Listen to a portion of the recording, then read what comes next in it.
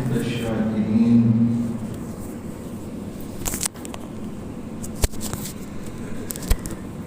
وأفضل الصلاة وأكمل السلام على سيد الأنبياء والمرسلين وعلى آله الطيبين الطاهرين وأصحابه المكرمين العظيم الأمين المكين وعلى أولياء أمته وعلماء ملته وفقراء طريقته وشهداء محبته أجمعين.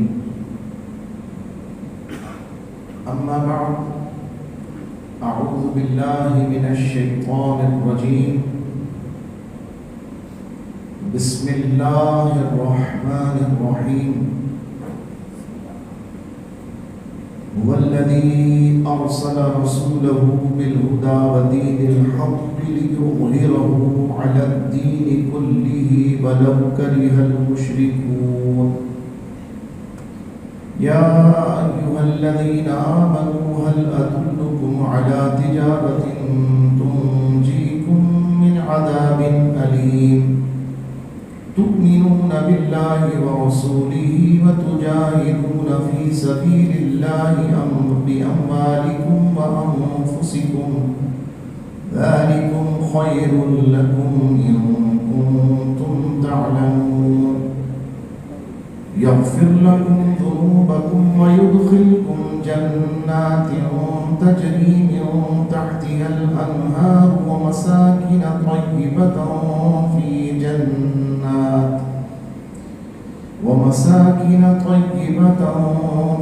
جنات عدن ذلك الفوز العظيم. وأخرى تحبونها نصر من الله وفتح قريب وبشر المؤمنين. صدق الله مولانا العظيم وصدق رسوله النبي الكريم ونحن على ذلك لمن الشاهدين والشاكرين. الحمد لله رب العالمين. هو الحبيب الذي ترجى شفاعته لكل هول من الآباء المقتحمين. يا رب بالمصطفى بلغ مقاصدنا واغفر لنا ما مضى يا واسع الكرم. يا رب صل وسلم دائما أبدا على حبيبك خير الخلق كلهم. غوث اعظم ومنی بسر اسامہ مدد قبلہ دی مدد کعبہ ایما مدد انتظار کرم تست من عینی ہو. اے خدا جو خدا بینو خدا دا مدد. آمین. معزز سامعین کرام، ابھی میں آپ کے سامنے قرآن مجید فرقان حمید کی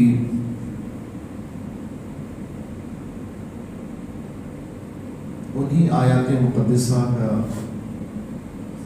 تلاوت کرنے کا شرف حاصل کیا جو سورہ صف 28 پارے کی آیات ہیں، اور میں ایک طویل عرصے سے انہی آیات مبارکہ کی لذت حاصل بھی کر رہا ہوں اور آپ کو بھی اس کی لذت سے آشنا کر رہا ہوں. آپ دیکھیں کہ قرآن کے بیان میں کتنی کثرت ہے اور اس کے معانی اور مفاہیم میں کتنی وسعت ہے کہ مہینوں گزر گئے ہیں، چند آیات کا بیان ہی مکمل نہیں ہو رہا. مہینوں گزر گئے تو اندازہ لگائیں کہ پھر اس قرآن کی مکمل مضامین کا احاطہ کس کے بس میں ہے. اور یہ قرآن دعوے دار ہے، دعویٰ کرتا ہے کہ وَلَا رَطْبٍ وَلَا يَابِسٍ إِلَّا فِي كِتَابٍ مُبِينٍ. خشک و تر میں کوئی ایسی چیز نہیں جو قرآن میں موجود نہ ہو. ہر شے کا تبیانا لکل شے، ہر چیز کا روشن بیان قرآن کے اندر موجود ہے۔ یہ الگ بات ہے کہ ہم قرآن سے وہ نصیحت، وہ فائدہ، وہ رہنمائی جو ہمیں درکار ہے وہ لے سکتے ہیں یا نہیں لے سکتے، یہ ہماری کیپیبلٹی کے اوپر ہے۔ ہم کتنے کیپیبل ہیں، ہم کتنے باصلاحیت ہیں، یہ ہمارے اوپر ہے۔ قرآن تو ندا دے رہا ہے، قرآن تو پکار رہا ہے، آؤ قرآن کی طرف، کھولو قرآن، پڑھو، سمجھو۔ اللہ تعالیٰ فرماتا ہے اس میں عقل والوں کے لیے نشانیاں ہیں، عقل والوں کے لیے نشانیاں۔ اب جو اس سے نشانیاں لیتے ہیں، جو اس سے نشانیوں سے آگاہ ہو جاتے ہیں، جو واقف رموز آگاہی ہو جاتے ہیں، پھر ان کی شان دوبارہ ہو جاتی ہے، انہیں لذت آتی۔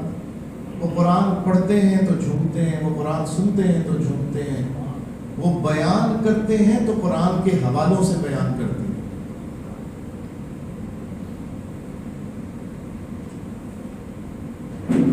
اچھا، قرآن کہتے ہی اس کلام کو ہے جو بار بار پڑھا جاتا ہے، جس کلام کی بار بار تلاوت ہو اسے قرآن کہتے ہیں۔ یہ لفظ قرآن کے معنی جس کلام کو بار بار پڑھا جائے۔ اب آپ دیکھیں کہ ہم 1400 سال سے پڑھ رہے ہیں، ہدایت ہمیں اسی سے مل رہی ہے، رہنمائی ہمیں اسی سے مل رہی ہے، اور ہم تو کوشش یہ کرتے ہیں کہ آپ کو 1400 سال پہلے کی تعریفات سے صرف محدود نہ کر دیں۔ وہی باتیں، وہ باتیں تو ہمارے لیے نور ہے، اصل ہے، خوشبو ہے، اساس ہے، بنیاد ہے، لیکن ہم یہ چاہتے ہیں کہ 1400 سال پہلے کے مسلمان سے رہنمائی لیتے ہوئے آج 14ویں صدی کے بعد بھی جو مسلمان ہیں ان مسلمانوں کو موجودہ دور کے تقاضوں کے ساتھ قرآن سے، صاحب قرآن علیہ الصلوۃ والسلام سے اور ان پر ایمان لانے والی جماعت صحابہ کرام علیہم الرضوان سے کیا رہنمائی مل رہی ہے۔ ہمارا کام ہوتا ہے ہم آپ کے سامنے یہ تقابل پیش کریں، اس تقابل کے ساتھ جو فائدہ، جو نصیحت، جو پیغام ان کو ملا وہ پیغام، وہ نصیحت ہمیں ملے، انہوں نے جس طرح عمل کیا ہم بھی کریں، اور انہوں نے جو فائدہ اٹھایا وہ فائدہ ہمیں بھی ملے۔ یہ مقصود ہے، ہماری گفتگو کا مقصود یہ ہے۔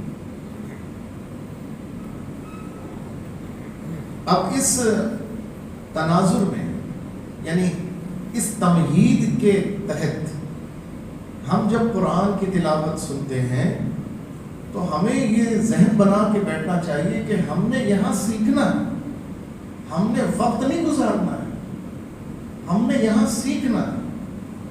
آپ کا جو بھی لمحہ یہاں گزر رہا ہے آپ اسے قیمتی اور غنیمت جانیے۔ ہم آپ کے سامنے کوشش یہ کرتے ہیں قرآن کا مفہوم اتنا آسان کر کے بیان کر دیں کہ آپ بظاہر عالم دین نہ ہونے کے باوجود بھی اگلا جب مرحلہ آئے یا گھر جا کے جب بتائیں تو ایسے بیان کریں جیسے آپ عالم دین ہو چکے ہیں جو بیان کریں، یعنی آپ کے دماغ میں، آپ کے دل میں، آپ کی سوچ میں، آپ کی سمجھ میں مفہوم اور جو مطالب ہیں وہ ایسے جم جائیں، ایسے بیٹھ جائیں کہ کوئی اگر اس کے خلاف بات کرتا ہوا نظر آئے یا کسی مرحلے پر، کسی دعوت میں، کسی نشست میں، کسی جلسے میں، کسی محفل میں اگر گیدرنگ میں یہی بات چلنا شروع ہو تو آپ کہیں بھئی یہ سورہ صف میں رب نے فرمایا ہے، یہ ہے معیار زندگی۔ اب مجھے نہیں معلوم کہ آپ میں سے کتنے ہیں کہ جنہوں نے ابھی میری گفتگو منگل کے دن سماعت کی ہے، سید الشہداء کے رضی اللہ تعالیٰ عنہ کے عرس مبارک کی محفل کے اندر میں نے یہ قدرت کی مہربانی، دماغ میں مضمون نیا وہی دیتا ہے، مضمون نیا، بات پرانی، انداز نیا ہے، حوالہ نیا ہے،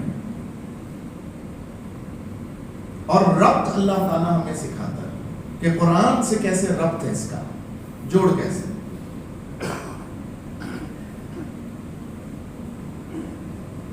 بات تھی سید الشہداء رضی اللہ تعالیٰ عنہ،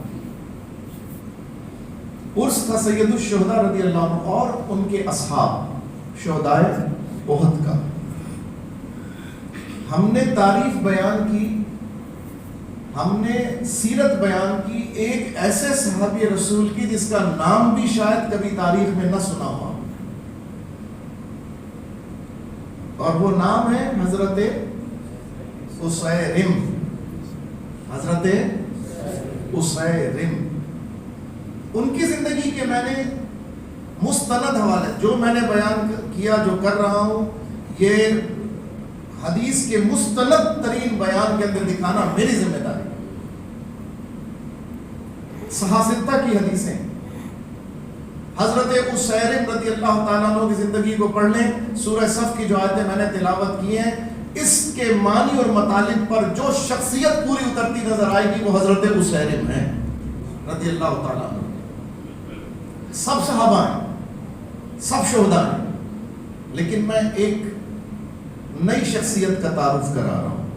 شخصیت تو پرانی ہے، ہم ان کے تعارف سے محروم رہے. سید الشہداء رضی اللہ تعالیٰ عنہ تو ان کے سردار ہیں.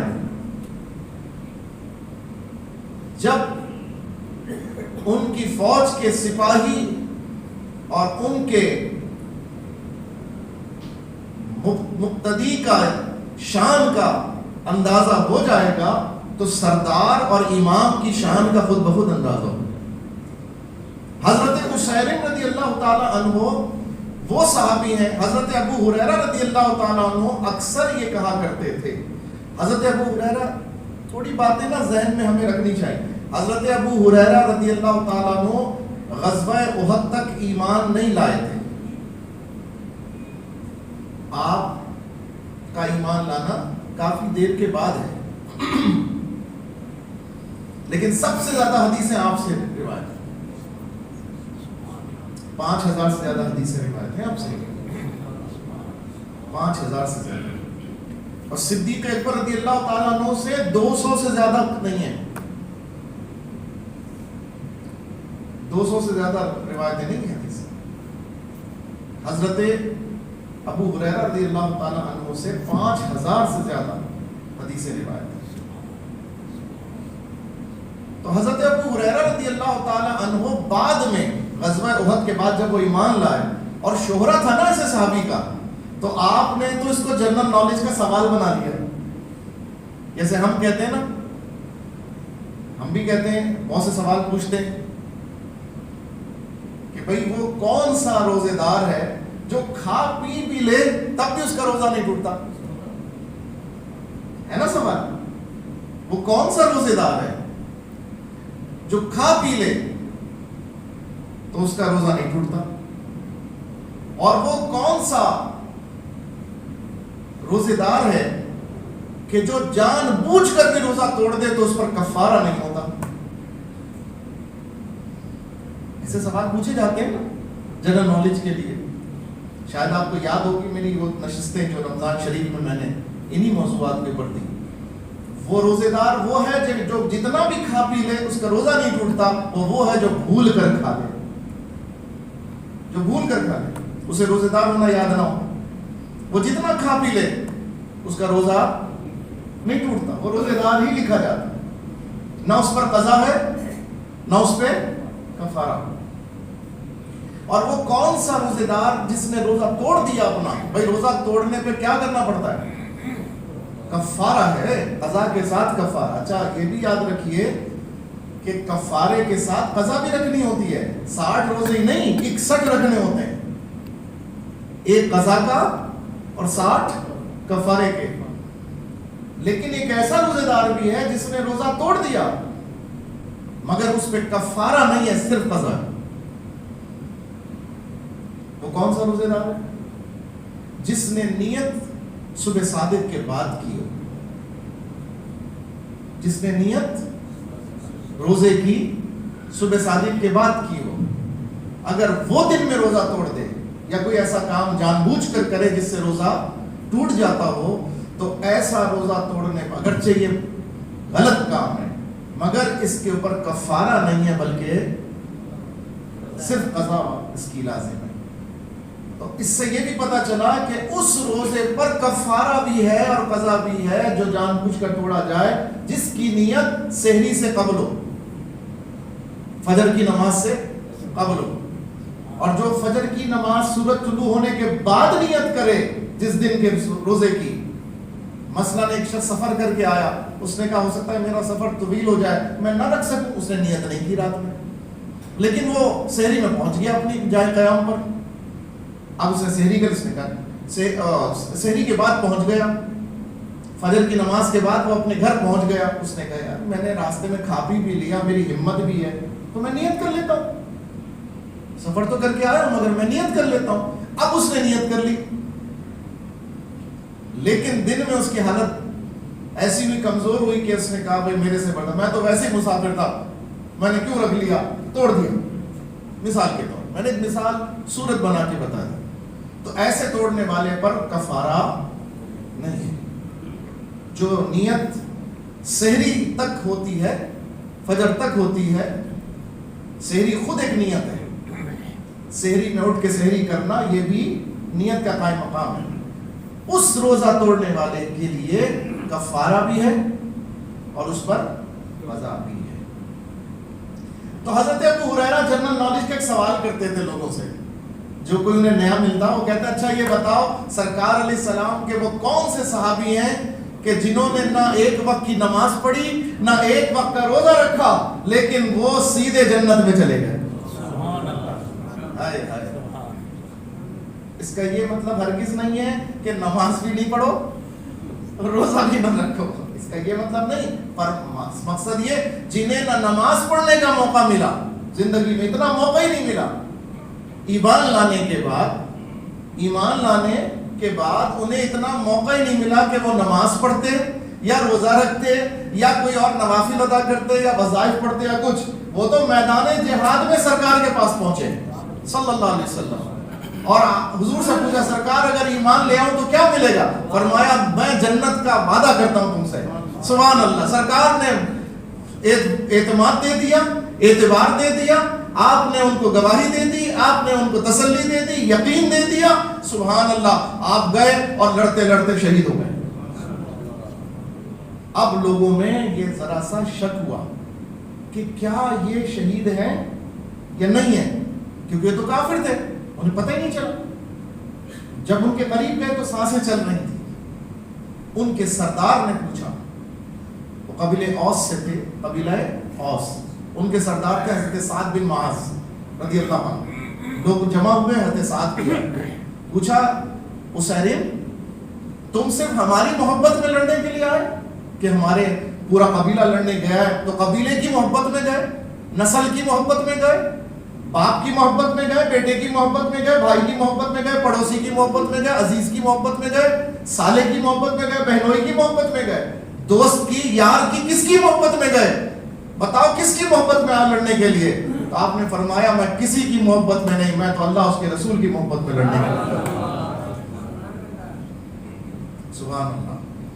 جب آپ علیہ الصلوۃ والسلام کو پتہ چلا تو آپ علیہ السلام نے فرمایا بے شک اسیرم اہل جنت میں سے ہے، اسیرم اہل جنت۔ اب حضرت ابو ہریرہ فرماتے ہیں بتاؤ بھائی ایسا کون سا صحابی جس نے نہ ایک وقت کی نماز پڑھی، نہ ایک وقت کا روزہ رکھا، نہ کوئی اور نیک عمل کیا ایمان لانے کے بعد، لیکن وہ سیدھا جنت میں؟ تو لوگ جواب میں کہتے حضرت آپ بتا دیجئے، آپ فرماتے ہیں ارے ان کا نام اسیرم ہے، ان کا نام ہم نے تو سنا ہی نہیں ہوگا، انعام ہم نے تو انعام ہی نہیں سنا ہوگا، اور وہ ہیں کہ جو جنت میں سبحان اللہ مزے کر رہے ہیں۔ سرکار نے فرمایا صلی اللہ علیہ وسلم جو اہل احد ہیں اللہ نے ان کو جنتی پرندوں کے قالب عطا فرمایا، یہ عرش کی قندیلوں کے اندر متمکن ہو گئے اور یہ جنتی میوے کھاتے ہیں، یہ جنتی نعمتوں سے لطف اندوز ہوتے ہیں، اور جب اتنی نعمتیں انہوں نے پائیں تو ان کے اندر یہ تمنا پیدا ہوئی، کاش ہمارے بعد والوں کو کوئی بتا دے یہ راہ کتنی اچھی ہے، تھوڑی سی مشکل ہے، آ جاؤ، کاش کوئی جا کے بتا دے۔ تو رب کریم نے فرمایا فکر مت کرو، ہم قرآن اتاریں گے اپنے محبوب پر اور تمہاری تمنا لوگوں کے سامنے ظاہر کریں۔ وَلَا تَحْسَبَنَّ الَّذِينَ قُتِلُوا فِي سَبِيلِ اللَّهِ أَمْوَاتًا، اللہ نے فرمایا جو اللہ کی راہ میں قربان ہو جائیں انہیں مردہ نہ کہو، نہیں ہے یہاں پر بھائی، وہ تو سورہ بقرہ میں تھا، یہ سورہ آل عمران ہے۔ اللہ نے فرمایا انہیں مردہ گمان بھی نہ کرو، انہیں مردہ گمان بھی نہ کرو، وہ زندہ ہے، وہ زندہ بھی ہیں، اور اللہ تبارک و تعالیٰ فرما رہا ہے وہ زندہ بھی ہیں اور اللہ تعالیٰ کی جناب سے انہیں رزق بھی دیا جاتا ہے۔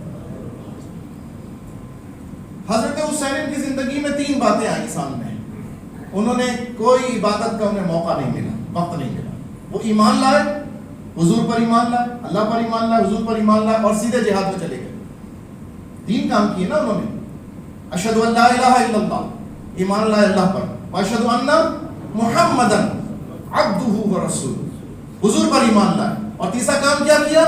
وجہاد فی سبیل اللہ، اللہ کی راہ میں جہاد میں چلے گئے۔ آؤ میں اب تمہیں قرآن سے بتاتا ہوں، جس شخص کی زندگی میں یہ 3 باتیں ہوں، سبحان اللہ، اس کا معیار کیا ہے، اس کا معاملہ کیا ہے، اس کی شان کیا ہے، قرآن اسے کیا فرما رہا ہے۔ آؤ سنو، رب کریم نے فرمایا جو یہ 3 کام کر لے اللہ اس کے گناہ معاف فرما دے گا، اللہ اسے سیدھا جنت عطا فرما دے گا، اور جنت کے باغات میں لے جائے گا، صرف لے نہیں جائے گا بلکہ جنت کے باغات میں اس کا محل بھی تعمیر فرمائے گا، اور محل تعمیر فرمانے کے ساتھ ساتھ رب کریم نے فرمایا دنیا میں یہ لوگ جن کا ایمان اس طرح کا ہے، جو اس ایمان کے اوپر چلتے ہیں، تمنا یہی رکھتے ہیں کہ یہی طریقہ ان کا بھی ہو جائے، اللہ فرماتا ہے انہیں دنیا میں اس بات کی تمنا ہے۔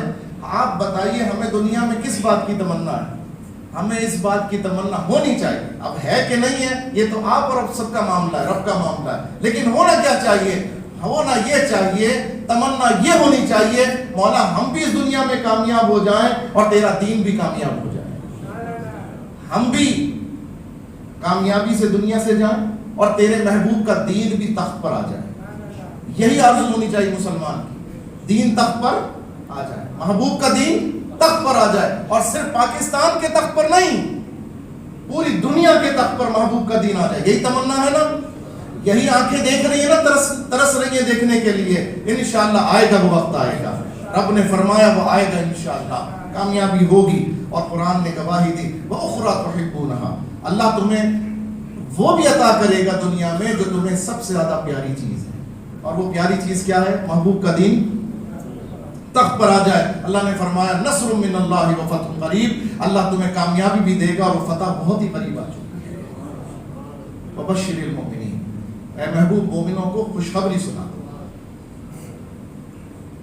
اب ہم نے حضرت عسیر رضی اللہ عنہ کی زندگی سے 3 باتیں سیکھی۔ ایمان باللہ یعنی ایمان اللہ پر، ایمان بالرسول حضور پر ایمان، اور تیسری چیز جہاد فی سبیل اللہ باموالکم وانفسکم، اپنی جان سے اور اپنی مال سے اللہ کی راہ میں جہاد کرنا۔ رب نے اس کے لیے قرآن میں بہت ہی پیاری تشبیہات بیان کی، میں تو حیران ہوں۔ اگر وہ ہمیں حکم دیتا یہ 3 کام کرو، کسی کی مجال ہے کہ انکار کرتا؟ اس نے حکم نہیں دیا، حکمی انداز میں نہیں فرما، اس نے بڑے پیار سے کہا کیا میں تمہیں ایسی تجارت نہ بتاؤں جو تمہیں دردناک عذاب سے بچا لے؟ آئے آئے مالک ہو کے آفر کر رہا ہے، ایک آفر ہو رہی ہے مالک کی طرف سے تجارت کی، اور مالک کے ساتھ تجارت۔ آیا سبحان اللہ۔ وہ کسی نے کہا نا کہ حضرت موسیٰ علیہ السلام کوہ طور پر جا رہے تھے تو ایک شخص ملا اور اس نے کہا کہ اے اللہ کے نبی، رب کے دربار میں میری ایک عرض پیش کر دیجئے گا کہ اس رب نے مجھے اتنا نوازا ہے، اتنا نوازا ہے کہ مجھ سے سنبھلتا نہیں ہے، اب مجھے اور طلب نہیں ہے، جتنا ملا وہ میرے لیے کافی ہے، تو مجھے اور کی حاجت، یہ ملے جا رہا ہے، یہ مجھ سے سنبھل نہیں رہا۔ تو موسیٰ علیہ السلام نے رب کریم کی بارگاہ میں عرض کر،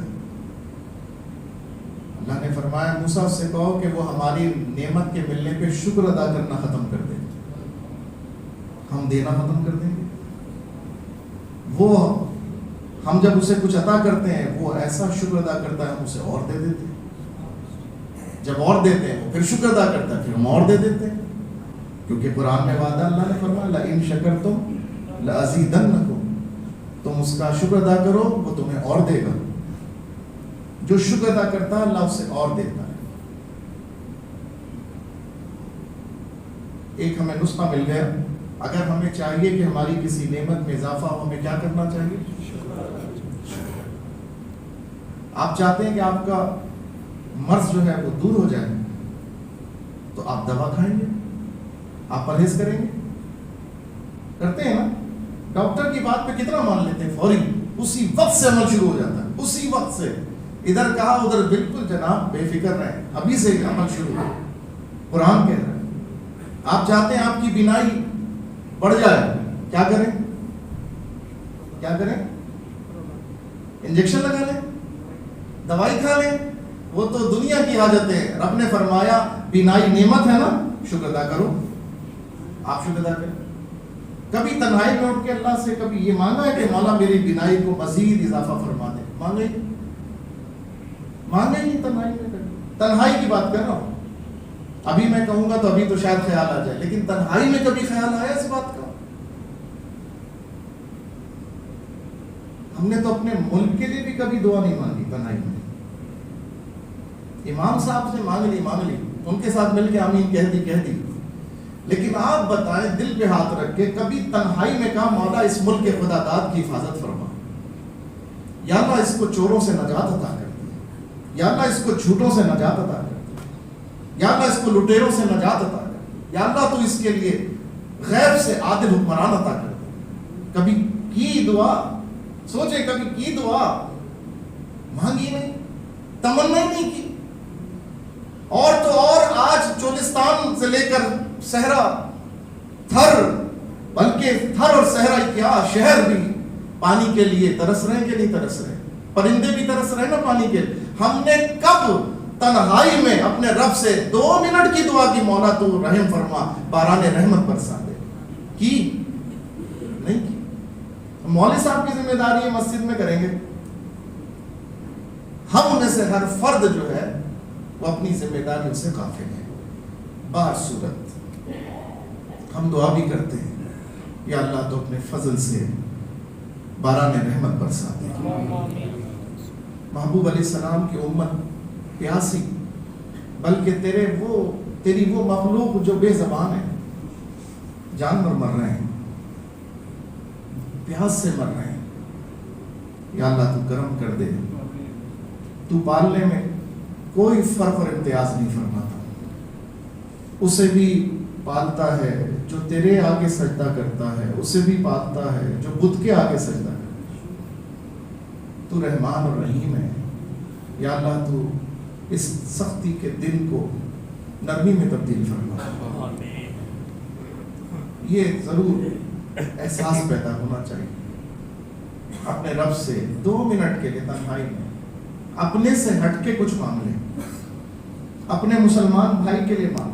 حضور علیہ السلام نے فرمایا ہر آدمی چاہتا ہے میری فلاں جائز تمنا پوری ہو جائے، وظیفے پڑھتا ہے، سب کچھ کرتا ہے، لیکن اسے ایک راز نہیں پتا، بہت ہی آسان کام ہے، وہ اپنے بھائی کے حق میں بھلا کر دے، اللہ تعالیٰ اسے وہ عطا کرے گا جس کی وہ تمنا کر رہا، اس سے بڑھ کر عطا کر دے۔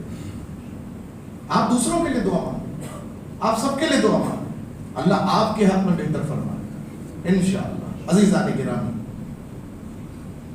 حضرت حسین کی زندگی سے 3 باتیں پتہ چلی: ایمان اللہ پر، ایمان اللہ کے رسول پر، اور جہاد فی سبیل اللہ۔ اب یہ 3 باتیں کامیابی کا راز ہیں، اللہ نے فرما دیا یہی کامیابی ہے، یہی کامیابی کا راز ہے۔ میں نے جب اس معاشرے پر نظر ڈالی اور جب میں اپنے معاشرے کا تجزیہ کرتا ہوں تو مجھے تبلیغ بھی نظر آتی ہے، نماز بھی نظر آتی ہے، 9.5 لاکھ روپے کے حج کے اخراجات ہیں مگر پھر بھی لوگ قطار لگا کے کھڑے ہوئے، 2.5-3 لاکھ روپے کا عمرہ ہوا رمضان شریف کا، لیکن فلائٹس میں جگہ نہیں تھی، سیٹیں فل تھی۔ کتنا لوگ زیارت کے لیے گئے، عمرے بھی کیے۔ تو اس معاشرے میں اللہ کی حمد بھی ہو رہی ہے، اس معاشرے میں سرکار کی نعت بھی پڑھی جا رہی ہے صلی اللہ علیہ وسلم، درود بھی پڑھ رہے ہیں، وظائف بھی پڑھ رہے ہیں، ذکر اذکار بھی ہے، توحید بھی ہے، رسالت بھی ہے، توحید کے اجتماعات بھی ہو رہے ہیں، رسالت کے اجتماعات بھی ہو رہے ہیں، لیکن اگر کمی ہے تو کس چیز کی کمی نظر آتی ہے؟ حق بات پر ڈٹنے کی کمی نظر آتی ہے، کیونکہ یہ جہاد ہے۔ حق بات کے اوپر کھڑے ہونے کی کمی نظر آتی ہے، کیونکہ یہ جہاد ہے۔ حق بات اپنے منصب سے کرنے کی کمی نظر آتی ہے، کیونکہ یہ جہاد ہے۔ آپ ظالم کے سامنے بھی حق بیان کریں، آپ مخالف کے سامنے بھی حق بیان کریں، آپ جس منصب پر ہیں حق بیان کریں۔ ہمیں اپنے معاشرے میں سچائی کی کمی نظر آتی ہے، ہمیں اپنے معاشرے میں حق کی کمی نظر آتی ہے، نعت کی کمی نظر نہیں آتی، میلاد کی کمی نظر نہیں آتی، حج کی کمی نظر نہیں آتی، عمرے کی کمی نظر نہیں آتی۔ مسجدیں بھری، ابھی بھی جمعے میں دیکھیں نا ماشاءاللہ بھر جائیں گے، نماز بھی ہے، روزہ بھی ہے، حج بھی ہے، زکوٰۃ بھی ہے۔ نہیں ہے تو جہاد فی سبیل اللہ نہیں ہے۔ اور جہاد 2 طرح سے ہوتا ہے، دشمن سے مقابلے میں ہاتھ سے جہاد ہوتا ہے، طاقت سے جہاد ہوتا ہے، اسلحے سے جہاد ہوتا ہے، اور دشمن ایک بیرونی ہوتا ہے اور ایک دشمن اندرونی ہوتا ہے جس سے ہر لمحے جہاد ہوتا ہے۔ معاشرے کے اندر موجود جو دشمن ہیں، جو یزیدی قوتیں ہیں، ان سے لڑنا یہ ہمہ وقتی جہاد ہے۔ اسی لیے میرے آقا علیہ السلام نے غزوے سے واپسی پر فرمایا اب ہم جہاد اصغر سے جہاد اکبر کی طرف آ رہے ہیں۔ جو جہاد بالسیف ہے، تلوار سے، اسے حضور نے جہاد اصغر فرمایا، اور جو ہمہ وقتی حق کے اوپر قائم رہنے والی بات ہے اسے حضور نے جہاد اکبر فرمایا۔ ہمارے معاشرے سے جہاد اصغر بھی اٹھ گیا اور جہاد اکبر بھی اٹھ گیا، تو نمازیں بھی کام نہیں آ رہی، زیارت حرمین شریفین بھی وہ فائدہ نہیں پہنچا رہی، حج بیت اللہ بھی وہ اثر نہیں دکھا رہا، رو رو کر نعتیں پڑھنا بھی فائدہ مند نہیں رہا، سجدوں میں لذت نہیں، اور مسلمان پشمردگی، پستی اور کمزوری کے اندر، اور اس کی وجہ صرف اور صرف یہی ہے کہ ایمان تو ہے، اظہار ایمان بھی ہے، اللہ کی بات بھی ہے، رسول اللہ صلی اللہ علیہ وسلم کے نعتیں بھی ہیں، تذکرے بھی ہیں، لیکن حق بات کہنا اور اس پر ڈٹنے کی کمی ہمارے معاشرے میں جگہ جگہ نظر آتی ہے۔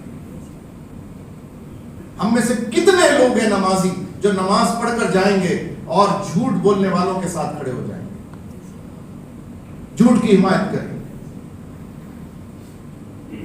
ہم نہیں اپنے گھر بنائے ہوں گے لیکن راستے کا حق ہمارا ہوگا، ہم نہیں گھر بنائے ہوں گے اور جگہ گھیر لی ہوگی برابر کی، یا گورنمنٹ کی جگہ گھیر لی ہوگی، ہم نہیں قبضہ کیا ہوگا، نماز بھی پڑھ رہے ہوں گے، ماتھے پہ ہمارے نشان بھی ہوگا سجدے کا۔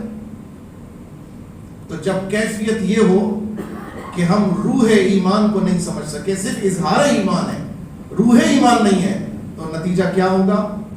نتیجہ پھر ناکامی کا ہوگا۔ دعائیں بھی ہیں، 5 وقتہ نمازیں بھی ہیں، اذانیں بھی ہیں، مسجدیں بھی ہیں، تبلیغ بھی ہے، سب کچھ ہے، لیکن کامیابی نہیں ہے۔ کامیابی اس لیے نہیں ہے کہ حق کے اوپر جہاد کا جذبہ نہیں ہے، حق پر ڈٹنے کا جذبہ نہیں ہے۔ جس دن مسلم قوم 2 چیزوں کے ساتھ، ایمان باللہ، ایمان بالرسول کے ساتھ حق پر ڈٹنے کا جذبہ لے کے کھڑی ہو گئی نا، یہ ہماری کیسی اندھی عقیدتیں ہیں کہ جس نے ملک کا حال برا کر دیا آج قوم اس کے ساتھ ناچ رہی ہے۔ کیسی اندھی عقیدتیں ہماری